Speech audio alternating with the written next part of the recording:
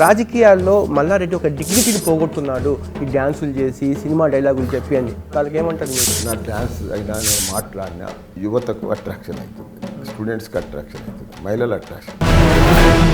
మేడ్చల్లో మీరు ఇప్పుడు దాకా మీ ఆస్తులు పెంచుకోవడం తప్ప చల్ చల్ చల్ చల్. థ్యాంక్ యూ జాఫర్ గారు. మంత్రి కమ్ పొలిటికల్ సెలబ్రిటీ మల్లారెడ్డి గారిని కంప్లీట్గా ఎక్స్పోజ్ చేద్దాము ఈ ఇంటర్వ్యూలో. రెడీనా? నమస్కారం మల్లారెడ్డి గారు. నమస్కారం నమస్కారం జాఫర్ గారు. ఎందుకు నా చేతులు కడిగి కాంగ్రెస్ వాళ్ళు మీ వెనకాల పడిపోయారు? మా వెనకాల ఏం పడ్డారు వాళ్ళు? అంటే మిమ్మల్ని ఎందుకు టార్గెట్ చేస్తున్నారు? టార్గెట్ అంటే వాళ్ళకు ఎక్కడ ఎవరు దిక్కు లేదు, ఏం లేదు. టార్గెట్ చేసినంత మాత్రాన వాళ్ళు గెలిచేది లేదు, పీకేది లేదు. వాళ్ళకి ఏ మూమెంటే లేదా. వాళ్ళేం టార్గెట్ చేస్తారా? అదో టార్గెట్ అవ్వాలి. ఎలక్షన్ నిలబడ్డారు, సీట్ తెచ్చుకుని కొనుక్కున్నారు, వచ్చిర్రు, అయిపోయా. దానికి ఒక టార్గెట్ ఎట్లయితే చెప్పాలి. ఎందుకు రేవంత్ రెడ్డి పదే పదే మల్లారెడ్డి మాట లేకుండా ఏ మీటింగ్ని కూడా పూర్తి చేయట్లేదు? అభిమానం అంటారా? అది అభిమానం కాదు, ఆయన ఒక బ్లాక్ మెయిలర్. అభిమానం ఎట్లయితే నా తన డబ్బులు తీసుకుని బ్లాక్ మెయిల్ చేసి, అందుకే అదంతా ఒడగొట్టుకుంటేందుకు నా మాట తీస్తాడు. మంచి మనసున్న మనిషిని ఓపెన్ మాట్లాడతా. వాళ్ళ లెక్క కత్తులు కుట్రలు కుతంత్రాలు ఉండవు నా దగ్గర. కాబట్టి అందరు లైక్ చేస్తారు. అన్ని పాలిటిక్స్, అన్ని దొంగ మాటలు, అన్ని రాజకీయ మాటలు, అది మనకు రాదు కదా. అన్న ఇలా మనసులో దాచుకుని ఓపెన్గా మాట్లాడతారు కదా, అది మీకు పాపులారిటీ తెచ్చిపెట్టింది. ఇబ్బందులు ఎక్కడ నెట్టలేదు అంటారా? నాకు అదే పాపులర్. ఓపెన్గా మాట్లాడడమే పాపులర్ అయింది. నేను వాట్సాప్ సోషల్ మీడియాలో ఫేమస్ అయింది కూడా ఓపెన్గా మాట్లాడమే. దిల్సే బాత్ కడతా మల్లారెడ్డి అని అందరికీ బాగా ఒక పేరు వచ్చింది. నాకు పాలమ్మిన పూలమ్మిన ఈ డైలాగ్కి మొత్తం పేటెంట్ మీదే అయిపోయింది. అది ఇలాగ చెప్పాలి అని చెప్పి ఎవరైనా చెప్పారా, లేకపోతే జస్ట్ ఆయాచితంగా అలా చెప్పేశారా? ఎవరు సజెషన్స్ లేవు. ఏదైనా నా మనసులోకి వెళ్ళి వచ్చిన నేను పాలమ్మిది అని చెప్పిన, పూలమ్మిది అని చెప్పిన, బోర్వెల్ నడిపించిన అని చెప్పిన, కాలేజీలు నడిపిస్తున్నా అని చెప్పిన. అంతేగాని అలా స్పెషాలిటీ ఏముందా? అది ఫేమస్ అయిపోయింది అంతే. అది ఇక్కడ ఒక డౌట్ ఏంటంటే, పాలమ్మిన వాళ్ళు పూలమ్మిన వాళ్ళు సీన్ కట్ చేస్తే 1000 కోట్ల రూపాయలు సంపాదించారు. ఎలా సాధ్యమైంది అనేది 1000 కోట్లు ఒకటి ఇంట్రెస్ట్ కాదు. నేను చిన్నప్పటి సంది కష్టపడ్డా, పాలమ్మిన, పువ్వులమ్మిన, బోర్వెల్ నడిపించిన, చిట్ ఫండ్ నడిపించిన, స్కూల్స్ పెట్టినా, కాలేజీలు పెట్టినా, మెడికల్ కాలేజీలు పెట్టినా, అట్లా పోతూ పెట్టుకుంటూ పోతూనే ఉన్నా కదా. కేవలం పాలమ్మితే పూలమ్మితేనే కోట్లు సంపాదించారు, ఆయన భూ కబ్జాలు చేస్తాడు అని చెప్పి మిమ్మల్ని ప్రశ్నించే వాళ్ళని ఏం చెప్తారు మీరు? చూడు, నేను పాలమ్మిన 81 లోపట. అప్పుడు నా పరిస్థితి బాగానే ఉంది, మామూలుగానే ఉన్నా. నేను కోట్లు లేవు అప్పుడు. 81 72 81 దాకా పాలమ్మిన, 82 90 దాకా బోర్వెల్ నడిపించిన. అప్పుడు మామూలు పరిస్థితి నాది. అంటే పాలమ్మిటే ఇంటింటికి ఇంటింటికి పోయి హోటల్కి పోయి సప్లై చేసి పాలు వేడి చేసి పైసలు తీసుకొని వస్తుంటే హోటళ్ళల్లో. ఆ పరిస్థితులకి వెళ్ళి వచ్చిన నేను. అప్పుడు పాలమ్మేటప్పుడు కోట్లు లేవు కదా, పూలమ్మేటప్పుడు కోట్లు లేవు కదా, బోర్వెల్ నడిపించినప్పుడు కోట్లు లేవు కదా, స్కూల్ పెట్టినప్పుడు కోట్లు లేవు కదా. అట్లా పని చేసుకుంటూ పోతుంటే గొప్ప వాళ్ళం అయినాం. అంటే కాంగ్రెస్ వాళ్ళకు కూడా మీ దగ్గర నుంచి ఇంట్రెస్టింగ్గా తెలుసుకొని వాళ్ళు కూడా ఆ రకంగా పోవాలని చెప్పి అనుకుంటున్నారేమో. ఇప్పుడు ఒగందోడు కాపీ కొడితే కాదు, పని చేయి, కష్టపడు, నియత్తో నుండు, మనసు మంచిగా పెట్టుకో, గుణం మంచిగా పెట్టుకో, డిసిప్లిన్గా ఉండు, రెస్పెక్ట్గా ఉండు, మంచి పనులు చేయి, తప్పకుండా భగవంతుడు సహకరిస్తాడు. అంటే బాగా కష్టపడితే ఎవరు డబ్బులు సంపాదించలేరు, స్మార్ట్ వర్క్ చేస్తే డబ్బులు సంపాదిస్తాడు. ఆ స్మార్ట్ వర్క్ కోసం కష్టపడాలి అంటారు కదా. స్మార్ట్ వర్క్ చేయాలి, తెలివితో పని చేయాలి, ప్లానింగ్తో పని చేయాలి, హోంవర్క్ చేసి పని చేయాలి, పర్ఫెక్ట్ పని చేయాలి. ఇవన్నీ చేస్తేనే గొప్పలు అవుతాయి. డిసిప్లిన్తో ఉండాలి, రెస్పెక్ట్తో ఉండాలి, గౌరవించుకోవాలి, టైం వేస్ట్ చేయొద్దు, డబ్బులు వేస్ట్ చేయొద్దు. ఇది దీనికి మూల కారణం. సక్సెస్ అవుతుంది. మిమ్మల్ని చాలామంది లక్షలాది మంది సోషల్ మీడియాలో ఫాలో అవుతారు. మీ ప్రొఫైల్ కూడా ఏ పొలిటికల్ లీడర్కి లేని ప్రొఫైల్ సోషల్ మీడియాలో క్రియేట్ అయిపోయింది. చాలామంది ఇంట్రెస్ట్ చేస్తారు. మీరు ఒక పోస్ట్ పెట్టినా కూడా ఏం మాట్లాడారని చెప్పి ఒక ఆసక్తి ఉంది మీ మాటల్ని బట్టి. జాఫర్ గారు, అందులో ఒక టేస్ట్ ఉంటుంది. మల్లారెడ్డి మాట్లాడితే ఓ డిఫరెంట్ ఉంటుంది. ముందు నుంచి ఉందా, లేకపోతే ఈ నడమనే ఫేమస్ అయింది? అది 1 year సంది ఎక్కువ ఫేమస్ అయిపోయినా. ఆ ఇన్కమ్ ట్యాక్స్ రైడ్ అయినప్పటి సంది, ఇన్కమ్ ట్యాక్స్ రైడ్ అయితే ఇంకా డల్ అయిపోతారు కదా మీరు. అది ఫేమస్ అయిపోయింది. అట్లా ఎలా ఫేమస్ అయిపోయారు? అట్లా అది అంతే కాదు. అంతే జనరల్గా ఇన్కమ్ ట్యాక్స్ రైడ్ అయిపోతే ఇంట్లో అందరు వీక్ అయితే, డల్ అయితే ఇంట్లో కూర్చుంటారు. అప్పుడు కూడా మీరు బయటకు వచ్చి జోక్స్ వేశారు. అవును, తప్పులేదు, అడిగి ఏం చేస్తాం? ఎందుకంటే ఒక ట్రక్కులు తీసుకుని వచ్చి డబ్బులు తీసుకుని పోయారని చెప్పి ఏదో చెప్తాం కదా, వాళ్ళు ఏదో అడుగుతారు, మనం ఏదో చెప్తాం, అంతేగాని వాళ్ళకి దొరికింది ఏది ఇవ్వరు. వాళ్ళు వచ్చినాక వాళ్ళు వస్తారే ఇన్కమ్ ట్యాక్స్ కోసం వస్తారు, డబ్బులు ఎక్కువైతేనే తీసుకుపోతానికి వస్తారు, వాళ్ళ పని వాళ్ళు చేసుకుంటూ పోతారు. ఒక 3 days క్రితము హనుమంతరావు ఇతను రేవంత్ రెడ్డి ఒక సభలో ఒక జీప్ ఉంది, జీప్లో ఇద్దరు మాట్లాడుతున్నారు, పోటీపడి మీ గురించి మాట్లాడారు అంత అని చెప్పి. ఏ మంత్రి మీద లేని కబ్జాలు, భూ కబ్జాలు మల్లారెడ్డి మీద ఉంది, మల్లారెడ్డి ఒక జోకరు అని చెప్పి మాట్లాడారు హనుమంతరావు గారిని. చూడు, మైనంపల్లి ఒక దొంగ ల్యాండ్ గ్రాబర్, రేవంత్ రెడ్డి ఒక బ్లాక్ మెయిలర్. వాళ్ళిద్దరు నన్ను బ్లాక్ మెయిల్ చేసిర్రు, నా తానే పైసలు తీసుకురు ఇద్దరు. నేను చెప్పిన కదా వాళ్ళ బిడ్డ పెళ్ళికి నేనే పైసలు ఇచ్చిన, యాదగిరి గుట్టలు ఒట్టు తింటారా అని చెప్పిన కదా రేవంత్ రెడ్డి. అవు మరి అవన్నీ కుల్లా ఉన్నాయి కదా, ఓపెనే ఉన్నాయి. కాబట్టి నేను భూ కబ్జా చేసేది అవసరం లేదు. నేను రాజకీయంలోకి రాకముందుకే నాకు 600-700 ఎకరాల పొలం ఉంది, నాకు 500 ఎకరాల నా ఇన్స్టిట్యూషన్స్ ఉన్నాయి. రాజకీయం రాకముందుకే నా తను 65,000 మంది స్టూడెంట్స్ ఉంటారు, 10,000 మంది టీచర్స్ పనిచేస్తారు నా తను. నేను పెద్ద సంస్థలకు చూస్తే అట్లా కనిపించే కానీ పెద్ద అడ్మినిస్ట్రేటర్ను, నంబర్ 1 అడ్మినిస్ట్రేటర్ ఇండియా టుడేలో. నాకు 2009లోనే బెస్ట్ అడ్మినిస్ట్రేటర్గా వచ్చింది నాకు పేరు. అంటే ఈ పాలిటిక్స్లకు వచ్చిన తర్వాత ఆర్థికంగా నష్టపోయారా, బాగా ఎదిగారన్న?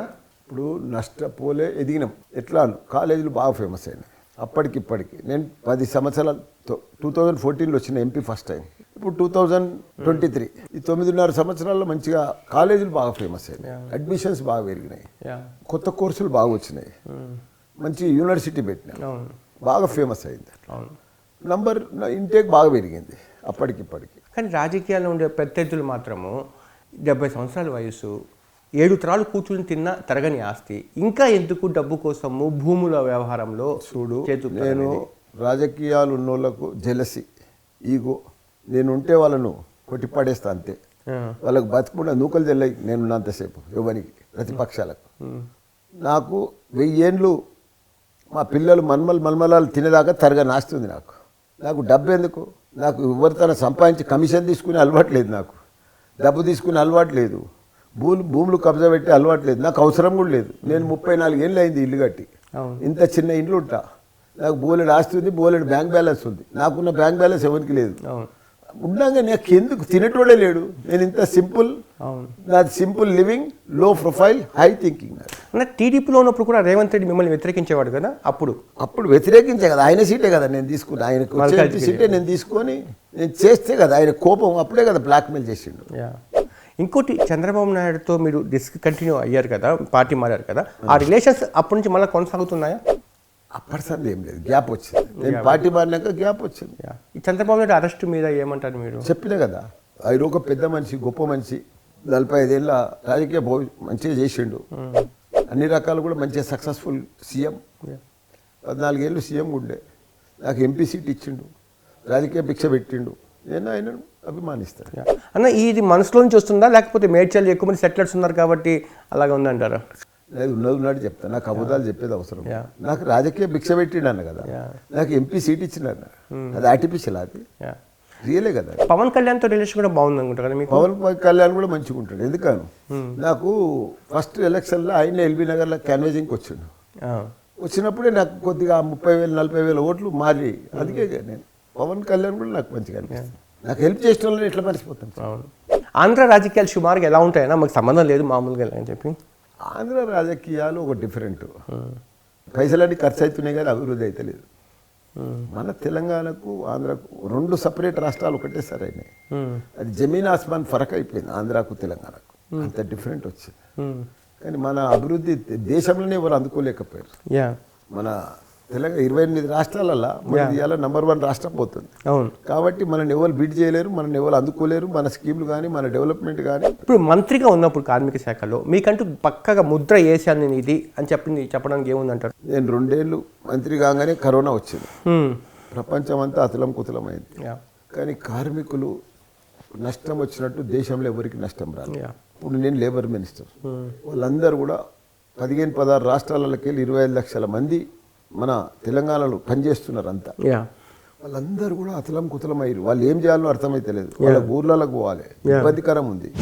మా సీఎం ఎత్తున డిసిజన్ తీసుకొని వాళ్ళందరికీ రైళ్లు పెట్టి, బస్సులు పెట్టి, టికెట్ ఇచ్చి వాళ్ళకి పంపించిన ఘనత మన సీఎం కేసీఆర్. Yeah. దేశంలో ఏ సీఎం చేయని పని Yeah. మన కార్మికుల కోసం. కరోనా టైంలో మళ్ళీ ఎంతమంది వాపసు పోయారో అంతమంది రిటర్న్ వచ్చారు. అది మన బ్రాండ్. అన్న ఇప్పుడు ఇన్స్టాగ్రామ్లో మామూలుగా ఎవరు యాక్టివ్గా ఉంటారు? 20 సంవత్సరాలు 25 సంవత్సరాలు ఉండే వాళ్ళకి ఫాలో అవుతుంటారు. 70 సంవత్సరాల వయసు ఉన్న వ్యక్తికి 20 సంవత్సరాలు వాళ్ళు ఫాలో అవుతున్నారు ఇన్స్టాగ్రామ్లో. ఏంటి ఏ మంత్రం చేశారన్న మీరు? ఇన్స్టా అనేది పూర్తిగా స్టూడెంట్స్, ఆ చిన్న వయసు ఉన్న వాళ్ళకే. చూడు, ఇలా మాయం లేదు, మంత్రం లేదు. మంచిగా మాట్లాడితే వాళ్ళ మనసుకు నచ్చుతుంది, వాళ్ళు ఇష్టపడుతున్నారు. అవును, మనం మనసుతో మాట్లాడుతున్నాం, దిల్ సే బాత్ కడుతున్నాం, రియల్ చెప్తున్నాం. వాళ్ళకి మోటివేషన్ వాళ్ళకి ఒక నచ్చింది. ఎందుకంటే మాకు ఒక గురువులాగా ఒక మోటివేషన్ చెప్తాడు. మనం ఎట్లా బతకాలి, ఎట్లా చదువుకోవాలి, ఎట్లా ఉద్యోగం చేయాలి, ఎట్లా పెద్ద కావాలి, ఎట్లా గొప్ప కావాలి, ఎలా పెళ్లి చేసుకోవాలి, ఎలా ప్రేమించాలి, ఎట్లా ప్రేమించాలి, ఇవన్నీ కూడా కరెక్ట్ గా వాళ్ళకి నచ్చేటట్టుగా చెప్తా కాబట్టి అందుకే ఫేమస్ అయింది. ఇవన్నీ ఎవడు చెప్పాడు. ఎందుకు ప్రేమించాలి, ఎవడు ప్రేమించాలి, ఎప్పుడు ప్రేమించాలి, ఏ టైంలో ప్రేమించాలి అనేది కూడా ఎవడు చెప్పాడు. చెప్పండి నాకు మా వ్యూవర్స్ కోసం చెప్పండి, మిస్ అయిన వాళ్ళకు ఏ వయసులో ప్రేమించాలి, ఎలా ప్రేమించాలి. ఇప్పుడు బీటెక్ చేసినావు, ఎంటెక్ చెయ్యి, బయట దేశాలకు అమెరికాకు పోతావా, లండన్ పోతావా, యూఎస్ పోతావా, అక్కడ ఎంఎస్ చెయ్యి, జాబ్ చెయ్యి, సక్సెస్గా 1-2 లక్షలు సంపాదించు. అప్పుడు నువ్వు లైఫ్ పార్ట్నర్ మంచిగా దొరుకుతాడు. ఏమిట్లు ఏం లేనిది నువ్వు ఇంటర్మీడియట్లో ఆ పరిచయం ఉన్న అమ్మాయితోటి బీటెక్లన్నీ మళ్ళీ పరిచయం చేసి లవ్, ప్రేమ, దోమ అని తిరిగితే నిన్ను ఎవడగా అంతాడు? ఎట్లా సక్సెస్ అవుతావు, నువ్వు ఎట్లా పని అవుతావు, నీ లైఫ్లో ఎట్లా సక్సెస్ అవుతావు? 4 ఏళ్ళు చదివితేనే కదా నీ లైఫ్ సక్సెస్ అయ్యేది. ఈ 4 ఇయర్స్ అనేది చాలా ఇంపార్టెంట్, లైఫ్లో టర్నింగ్ పాయింట్. ఈ టర్నింగ్ పాయింట్ లేకపోతే నువ్వు సక్సెస్ కాలేవు. 4 ఇయర్స్ సీరియస్గా నువ్వు చదివితే, లీనమై చదివితే నువ్వు మరో ప్రపంచానికి వెళ్ళిపోతావు, మరో ఉద్యోగానికి వెళ్ళిపోతావు, 2-3 లక్షల జాబ్ దొరుకుతుంది. ఇప్పుడు ఒక ఎగ్జాంపుల్ చెప్తా. ఒక అమ్మాయి బీటెక్ చదవంగానే జాబ్ వస్తుంది, 20,000 జాబ్కి పోతుంది. అప్పుడే పెళ్లి చేసుకుందామంటే 30,000 దొరుకుతాడు.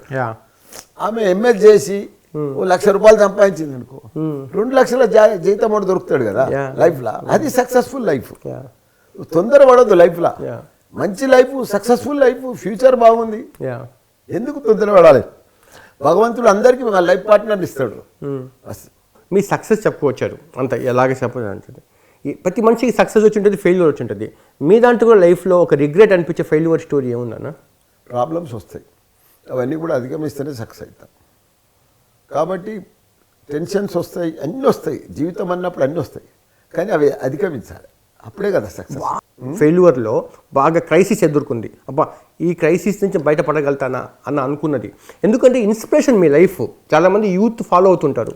1000 లీటర్ల పాలు అమ్ముతుంటే పొద్దుగాల నుంచి మబ్బుల రాత్రి దాకా, మబ్బుల 5 గంటల నుంచి రాత్రి 7 గంటల దాకా పాలు అమ్ముతుంటే, పూలు అమ్మేటప్పుడు కూడా సక్సెస్ఫుల్గా పూలు అమ్ముతుంటే ఒక లారీ పూలు వస్తుండే నాకు. బోర్వెల్ నడిపిస్తున్నప్పుడు కూడా బాగా బోర్వెల్ నడిపిస్తుంటే రోజు. అట్లా చిట్ ఫండ్ కూడా బాగా స్పీడ్గా నడిపిస్తుంటే మంచిగా పోతుండే. అట్లా ప్రతి పని ప్లానింగ్ తోటి, ఓవర్క్ తోటి చేస్తే గ్యారంటీ సక్సెస్. ఎక్కడో ఒక చోట ఫెయిల్యూర్ లేకుండా ఉంటారు. ఫెయిల్యూర్ అంటే కొద్దిగా నష్టం వస్తుంది, టెన్షన్స్ వస్తుంది, ఇబ్బంది వస్తుంది, ఎవడో ముంచుతాడు, బాధ అనిపిస్తుంది, మళ్ళీ అది విడిచిపెట్టేసేయాలి. అటువంటి ఎదురు దెబ్బలు మీకు బిజినెస్లు ఎక్కువ ఉన్నాయా, రాజకీయాలు ఎక్కువ ఉన్నాయా? నాకు వెళ్ళలేవు, నాకు అన్ని సక్సెస్ఫుల్గానే వచ్చినాడు. అంటే పట్టిన బంగారం అంతే, పట్టిందల్లా బంగారం కాదు, కష్టపడతా కాబట్టి సక్సెస్ అయినా. ఒకటి మీకు చెప్పాలి, అదృష్టం అంటే ఆడుంటుంది, ఏమైనా దొరుకుతుందా, ఎవడన్నా నమ్ముతాడా? అదృష్టం అంటే మన చేతిలోనే ఉంది. భగవంతుడు ఆడున్నాడు చెప్పు, నాకు భగవంతుడు ఆడున్నాడు చెప్పు. ఆడలేడు, మన దగ్గరనే ఉన్నాడు, మన అంత ఉన్నాడు భగవంతుడు. లక్ ఫ్యాక్టరీని నమ్ముకుంటారా, రెక్కల కష్టాన్ని నమ్ముకుంటారా ఎక్కువగా? నేను రెక్కల కష్టాన్నే నమ్ముకుంటా, లక్ ఫ్యాక్టరీ కూడా నమ్ముకుంటా, అన్నిటిని నమ్ముకుంటా. అన్ని కనిపించిన దేవుళ్ళ కల్లా మొక్కుతా నేను. ఏ దేవుని వదిలిపెట్టా, ఏ పని వదిలిపెట్టా. మీరు కేటీఆర్ డయాస్ షేర్ చేసుకుంటే మీరు మాట్లాడుతూ ఉంటే కేటీఆర్ నవ్వుతూనే ఉంటాడు. తర్వాత మామూలుగా ఆఫ్ స్క్రీన్ ఉన్నప్పుడు కూడా ఇలాగే ఎంజాయ్ చేస్తారా మీ మాటలు? స్టేజ్ మీద లేనప్పుడు కూడా అట్నే ఎంజాయ్ చేస్తాం. ఆయన నన్ను బనాయిస్తాడు, నేనైతే ఆయనను బనాయించా. ఆయన పెద్ద కదా, నేను ఆయన ఏం బనాయించా, ఆయనే నన్ను ఇష్టం ఉన్నట్టు బనాయిస్తాడు, ఆయనే ఎంజాయ్ చేస్తాడు. అంటే ఇలాగే మాట్లాడుతూ ఉంటారా? ఎక్కువ మాట్లాడుతాను. కొంతమంది పెద్ద స్థాయిలో ఉన్నప్పుడు కొన్నిసార్లు అలా మాట్లాడినా కూడా డైజెస్ట్ చేసుకోలేరు కదా, ఆయన కంఫర్ట్గా ఉంటారా? ఏం కాదు, ఆయన కూడా ఒక మనిషే కదా, మినిస్టర్ అయినా కానీ, సీఎం కొడుకు అయినా కానీ. పాలిటిక్స్లో కొంత ఏంటంటే కాంగ్రెస్ ఎదుగుతుందంటున్నారా లేకపోతే తగ్గుతుందంటున్నారా? ఎగిరేది లేదు తగ్గరేది లేదు. ఇంకో 15 దినాలు అయితే చూస్తారు మీరే, మొత్తం భూస్థాపితం అవుతుంది. కానీ ఏం ఉద్ధరించారు వాళ్ళు భారతదేశంలో? ఏం గొప్ప పని చేసిర్రు? నీళ్లున్నా నీళ్లు ఇవ్వకపోయారు, ఇవ్వలేకపోయారు. కరెంట్ ఉన్నా ఉత్పత్తి చేసి కరెంట్ ఇవ్వలేకపోయారు. ఇట్లా ఒక్కొక్క రాష్ట్రాన్ని ఏం అభివృద్ధి చేయలేదు. 75 ఏళ్ళ సంది ఆడున్నారో అదే కాలనీలలో ఉంటున్నారు, అదే లెక్కుంటారు. నువ్వు 3 కులాలను చూడు, నువ్వు వాళ్ళ దగ్గర అభివృద్ధి లేదు. మన సీఎం కేసీఆర్ వచ్చినాకనే వాళ్ళకు ఈ దళిత బంధు కానీ ఇవన్నీ ఇవ్వాలి, బీసీ బంధు కానీ, ముస్లిం బంధు కానీ, గృహలక్ష్మి కానీ. మళ్ళీ డబుల్ బెడ్రూమ్ సంబంధించిన ఒక విమర్శ కూడా ఉంది కదా, పూర్తి అంత ఉన్నదయ్యా. కరోనా కూడా వచ్చింది కదా, 2 ఏళ్ళు కట్టలేకపోయినాం కదా. 1,00,000 కోట్లు గవర్నమెంట్కి నష్టం కూడా వచ్చింది కదా. అవన్నీ అర్థం చేసుకోరా, ప్రజలకు తెలియదా? ఇవాళ 1,00,000 అయితే ఒకటి చేసినాం కదా అలాట్మెంట్, ఇంకో 1,00,000 మళ్ళీ కడతాం. తప్పే ఉంది, ఇది కంటిన్యూ ప్రాసెస్ కదా. దానికి బదులుగా ఆల్టర్నేటివ్గా గృహలక్ష్మి ఇస్తున్నాము, పట్టాలు ఇస్తున్నాము. మా జవహర్ నగర్లో 40,000 పట్టాలు ఇచ్చినాము. ఇంకేం కావాలి చెప్పు? 58 కింద. రేపు మీ పార్టీ గెలిస్తే సీఎం కేసీఆర్నా కేటీఆరా? కేసీఆర్ ఉంటాడు, ఇమీడియట్గా కేసీఆర్ ఉంటాడు. ఆ తర్వాత కేటీఆరా? ఢిల్లీకి వస్తే అయిపోతుంది దేశ రాజకీయాలు. అన్న బీఆర్ఎస్ మొత్తం దేశ రాజకీయాల్లో ఆ ప్రభావశీలంగా ఉందంటారా? భారతదేశంలో కేసీఆర్ లాంటి సీఎం కావాలని కోరుకుంటున్నారు. కేసీఆర్ లాంటి మనిషి కావాలి. తెలంగాణ మోడల్, తెలంగాణ మాదిరిగా అభివృద్ధి చెందాలి. ఎందుకంటే మీరు ఒకటి చూడండి జాఫర్, తాగునీరా దేశంలో ఇవ్వడానికి ఇస్తాడా? మినరల్ వాటర్ కృష్ణా గోదావరి నీటి ఫిల్టర్ చేసి తాగిపిస్తారు ఇంటింటికంటే అది మామూలు విషయం కాదు, ఒక చరిత్ర జాఫర్. అదేమో 24 గంటలు కరెంటు ఏ రాష్ట్రంలోనే ఇస్తున్నారా? వీళ్ళన్ని ప్రభుత్వాలలో ఉన్నారు కదా, బీజేపీ కాంగ్రెస్, ఎక్కడన్నీ ఇంప్లిమెంట్ చేస్తున్నారు.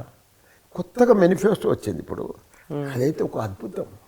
ఒక ఖురాన్, ఒక బైబుల్, ఒక గీత. 400కే సిలిండరా? ఆ మోడీ 1200 చేస్తే పెన్షన్ కూడా పెంచారు కదా. పెన్షన్ 2,000 నుంచి 3,000 పోతుంది, 5,000 అవుతుంది. అట్లే ఆరోగ్యశ్రీ 10 లక్షల నుంచి 15 లక్షలు, రైతు బంధు 10,000 నుంచి 16,000. మీరు మేడ్చల్ జవహర్ నగర్లో ఒక అమ్మాయిని వివస్త్ర చేసి అది అత్యాచారం జరిగింది కదా, మీరు కూడా స్పందించారు కదా. ఇటువంటి సంఘటనలు జరగకుండా, ఎందుకంటే హైదరాబాద్ మీద మొత్తం దేశవ్యాప్తంగా అటెన్షన్ ఉంటుంది కదా. జవహర్ నగర్ లాంటి ప్రదేశాలు ఎట్లుంటాయంటే ఇండియాలోకి వెళ్ళి వస్తారు అక్కడ ప్రజలు, భూమి దొరుకుతుంది, నివసించే ప్రాంతాలు బీహార్, ఛత్తీస్గఢ్, రకరకాల ప్రజలు ఉంటారు. మాకు కూడా బాధాకరమే. అట్లా అయినందుకు ఇమీడియట్గా పోయినాం, ఆ అమ్మాయికి కూడా డబల్ బెడ్రూమ్ ఇప్పించినాం, ఇట్లా చేసినాం. బాధాకరం. కానీ ఇంకోటి రాజకీయాల్లో పదజాలు విమర్శించేటప్పుడు జనాలు, అంటే మీది కాదు జనరల్గా కొంచెం ఎక్కువగా గాడి తప్పి పర్సనల్గా చేస్తున్నారు. ఇప్పుడు ఎగ్జాంపుల్ మిమ్మల్ని మైనంపాటి జోకర్ అంటున్నాడు. ఇలాంటి హుందాతనం ఎక్కడ మిస్ అవుతుంది? బాగా మంచి క్వశ్చన్ అడిగినావు. తిడితే గొప్ప లీడర్ అనుకుంటారు. ఇప్పుడు మైనంపల్లె ఉన్నాడు, ఆయన పని ఏముంది? ల్యాండ్ గ్రాబర్, బీఆర్ఎస్ ముసుగులో ఎమ్మెల్యే అయ్యిండు. ఆయన పని ఏంది? 4.5 సంవత్సరాలు మొత్తం కబ్జాలు పెట్టాలి, ఒక 10 మంది గుండాలను వేసుకోవాలి, ఓ 5 నల్లకార్లలో తిరగాలి, ఇక పోవాలి, ఏడ పడితే ఆడ కబ్జా పెట్టాలి, వాడిని దాగేయాలి, అదంతా చూడాలి. అది ఆయన డ్యూటీ. ఆయన చేసిన గొప్ప పని అది. కానీ ఇప్పుడు పబ్లిక్ అర్థం చేసుకోరు, తరిమి కొడుతురు. ఇప్పుడు ఇజ్జత్ పోతుంది, డిపాజిట్ రాదు, పిచ్చులు వేస్తుంది, మెంటల్ అయిపోయాడు. ఏం చేస్తాడు హనుమంతరావుకి? మరి మేమంతా మర్యాద ఇచ్చినాం ఆయనకు. మర్యాద ఇస్తే ఆ మర్యాద పెట్టుకోలే. బీఆర్ఎస్ లో ఉంటే అంతా నాదే అనుకుండు, నా పవరు, నా ప్రౌడు, నా లెక్క, నా గొప్పతనం అనుకోండు. అది కాదు, కేసీఆర్ తోటే నీకు ఆ విలువ వచ్చింది. అంటే ఇప్పుడు కాంగ్రెస్ పదే విమర్శించిందంటే పాత సీసాల్లో కొత్త సారలా తయారైంది, బీఆర్ఎస్ మేనిఫెస్టో కొత్త రకంగా లేదంటుంది అంట అని చెప్పి. చూడు, మీరందరికీ ఇటువంటి మేనిఫెస్టో దేశంలో 7 రాష్ట్రంలో ఉందా? ఏదన్నా సీఎం ఇంప్లిమెంట్ చేస్తుండా? నాకు ఒక్కటి చూపి, నువ్వేం చెప్తే అది ఒక్క తాను చూపి. ఈవెన్ కర్ణాటకలో చూపి. మన లెక్క ఇంప్లిమెంట్ చేస్తున్నా? మన లెక్క కొత్త మేనిఫెస్టో ఉందా? చూపేమని చెయ్యరు. వాళ్ళు చేసినా ఫెయిల్ అయిపోయారు కర్ణాటకలో. కాబట్టి ప్రజలు మమ్మల్ని నమ్ముతారు. ఇప్పుడు మేడ్చల్లో మీరు ఇప్పుడు దాకా మీ ఆస్తులు పెంచుకోవడం తప్ప చేసింది ఏంటి, చేయబోయేది ఏంటి గెలిస్తే చెప్పండి బ్రీఫ్గా. నా ఆస్తులు నాకే ఉన్నాయి. అభివృద్ధి చేసేది ఒక జవహర్ నగర్ ఉండే, ఓ మోరు లేదు, డ్రైనేజ్ లేదు, నీళ్ళు లేవు, కరెంట్ లేదు. ఇలా కరెంట్ ఇచ్చినా, రోడ్లు ఇచ్చినా, అన్ని రోడ్లు డ్రైనేజ్ ఇచ్చినా, అన్ని ఇచ్చిన, నీళ్ళు ఇచ్చిన. అట్లా ఒక్కొక్క రకంగా కాదు, నంబర్ 1 మేడ్చల్గా తీర్చిదిద్దిన. 10 మున్సిపాలిటీలు, 61 గ్రామ పంచాయతీలు అద్భుతంగా చేసిన. రోడ్డు లేని గ్రామం లేదు, గుడి లేని గ్రామం లేదు. అవన్నీ నా సొంతం డబ్బులతో కట్టించిన. అమెరికా తర్వాత హైదరాబాద్, అమెజాన్, గూగుల్, ఫేస్బుక్ ఇవన్నీ కూడా ఎట్లా సక్సెస్ అయినాయి చెప్పు? ఎందుకు సక్సెస్ అయినాయి చెప్పు? ఎంత ఫేమస్ అయినాయి చెప్పు? ఎందుకంటే అవన్నీ కూడా పెద్ద పెద్ద మల్టీనేషనల్ కంపెనీలన్నీ కూడా మనకి ఇక్కడ హైదరాబాద్కి వచ్చినాయి. వాళ్ళు హెడ్ ఆఫీసులన్నీ ఇక్కడ పెట్టుకోరు. ఓనాడు బెంగళూరు అంటే ఐటీ అంటే ఆ బెంగళూరు, కానీ ఇప్పుడు ఐటీ అంటే 9 లక్షల మంది ఉద్యోగాలు చేస్తున్నారు మన హైదరాబాద్. ఇదంతా మన కేటీఆర్ చేసిన కృషిగా. ఇంకా ఏం చేయబోతారు? ఇంకా అద్భుతమయ్యా, భారతదేశంలోనే ఒక చరిత్ర ఇప్పటికే నంబర్ 1 తెలంగాణ ఉన్నది. ఇంకా మరోసారి అవకాశం ఇస్తే నెక్స్ట్ ప్రపంచంలోనే గుర్తుపట్టి హైదరాబాద్ వస్తుంది. ఇప్పటికీ అందరూ అమెరికాలో మన తెలుగు వాళ్ళందరూ కూడా హైదరాబాద్ మాదిరిగా ఉండాలి, హైదరాబాద్ ప్రశాంతత ఉంది. ఒక కమాండ్ కంట్రోల్ ఆఫీస్ కట్టిండా, ఒక సెక్రటరియట్ కట్టిండు, ఒక యాదగిరిగుట్ట కట్టిండు, ఒక కాళేశ్వరం ప్రాజెక్టు కట్టిండు.